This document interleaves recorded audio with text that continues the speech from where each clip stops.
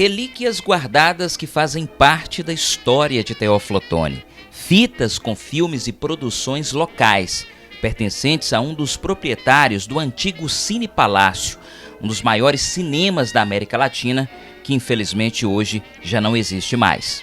Os cinemas todos eram muito importantes, eram muito ativos, né? E o Palácio acho que foi o mais moderno que a gente teve aqui, né?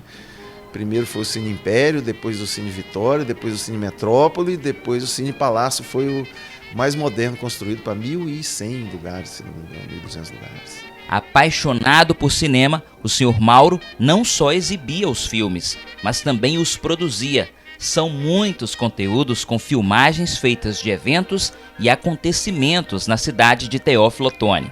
São filmes feitos da década de 40 para cá que documentam coisas importantíssimas que aconteceram aqui, como alguns políticos famosos daqui da cidade, acontecimentos históricos, visita de Juscelino Kubitschek, por exemplo, a Teófilo Otoni, e outras coisas dessa importância, fatos, algumas catástrofes, não catástrofes, mas acidentes que aconteceram aqui, queda de avião, acidentes na Rio Bahia, essas coisas todas foram documentadas e coisas do comércio local, tudo isso é muito importante para a sociedade, é um acervo que a cidade não tem. Antes de morrer, o Sr. Mauro deixou parte dessas fitas com o produtor cultural Cristiano Salazar. Esses filmes, né, os negativos deles com os equipamentos, ficaram guardados com o Sr. Mauro depois que eles acabaram as atividades, porque aí veio o VHS, né, veio filmagem digital e eles não incursaram nesse tipo de equipamento, mas já estavam mais idosos.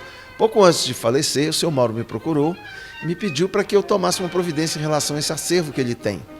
E ficou muito temeroso disso tudo se perder, por falta de confiança, até mesmo nos poderes públicos, né? Que a gente sabe que ainda não tem uma seriedade com essas coisas aqui.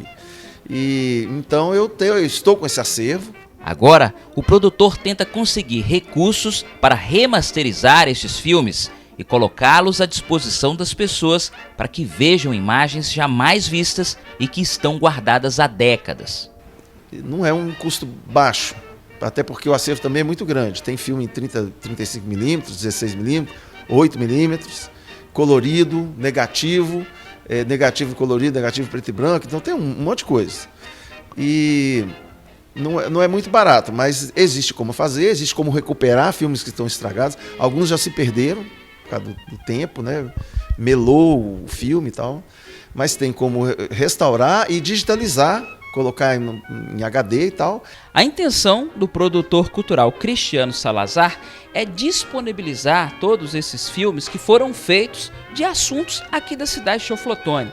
Visitas de políticos, eventos e outras situações para a própria sociedade teoflotonense. Entretanto, tudo isso tem um custo e é bastante alto, mas os desafios não param por aí. Primeira coisa, a gente está precisando de um local para guardar devidamente esse material, né? E não precisa ser um local muito grande, porque são algumas latas de filme e alguns equipamentos de filmadores, essas coisas.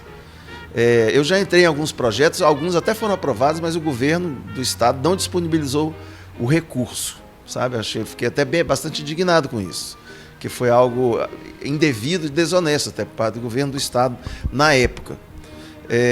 A gente precisa de recurso para restaurar e digitalizar também esse material.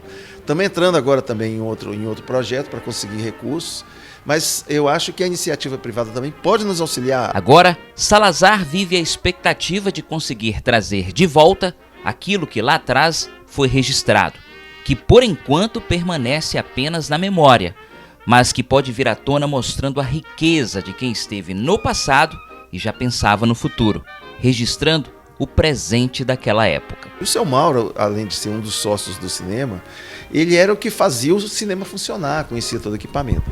E paralelo a esse trabalho do cinema, ele produzia filmes. Então ele comprou equipamentos para produzir documentários, documentar as coisas que aconteciam aqui na região, a princípio com filmes em preto e branco e sem áudio, e tem muitos filmes assim no acervo dele.